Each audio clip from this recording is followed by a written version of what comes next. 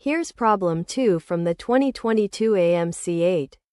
Consider two operations. A diamond B equals A squared minus B squared, and A star B equals the quantity A minus B squared. What is the value of open parenthesis 5 diamond 3 close parenthesis star 6? You can pause here and solve the problem before seeing the solution.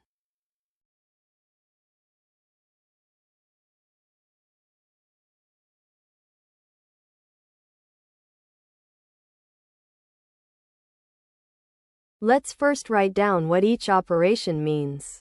The diamond of A and B is A squared minus B squared. The star of A and B is the quantity A minus B squared. We always work inside the parentheses first. Start inside the parentheses with 5 diamond 3.